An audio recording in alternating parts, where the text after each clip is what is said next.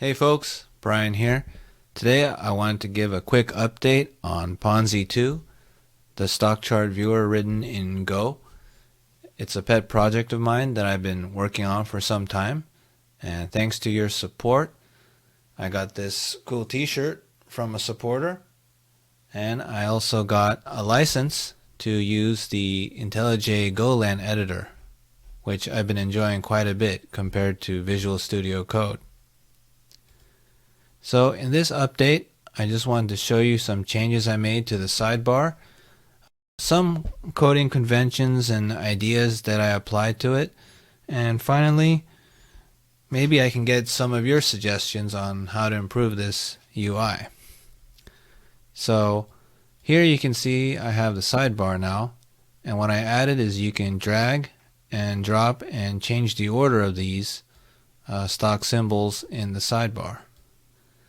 And notice when you move the mouse on the right hand side, you can see lines following the cursor, but when you drag over, you don't see those lines. So I made quite a number of changes to do this. And one thing I've been thinking about is, what if you wanted to stack groups of stocks in the same sector?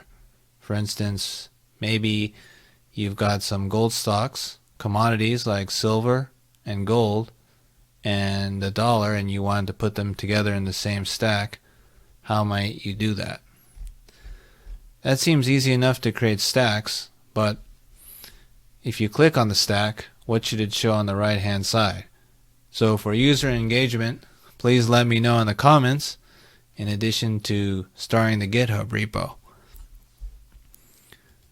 So a couple of new techniques I tried were to think a little bit more conceptually. Instead of using a image.point type, I defined my own type using the goes type keyword and created a mouse position type.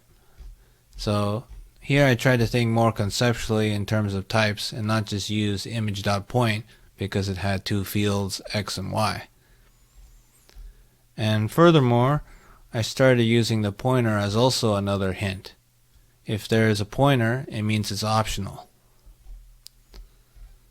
But in other types, for example a mouse click event, the pressed position and the released position are never nil, so I didn't make them pointers. And for this input type, I added a lot of pointers to mouse click events, mouse dragging events, mouse scroll events, and these are all optional. So if a mouse button isn't dragging, this mouse dragging event is nil. And it makes for some nice looking code where I can directly check if something is dragging or scrolling by writing code like this. If the input is mouse scrolling in certain bounds, or is the mouse left button dragging, by checking whether it's nil or not. And for a lot of these event functions, the event itself can be nil because I checked the pointer receiver in the function, so it's nil safe. So that's also a nice benefit.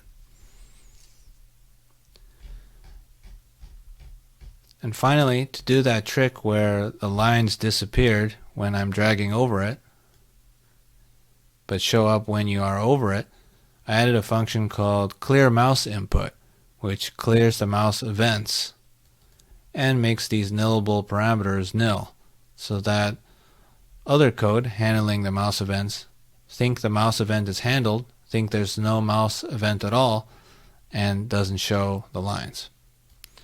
So that was a couple things I did for this update.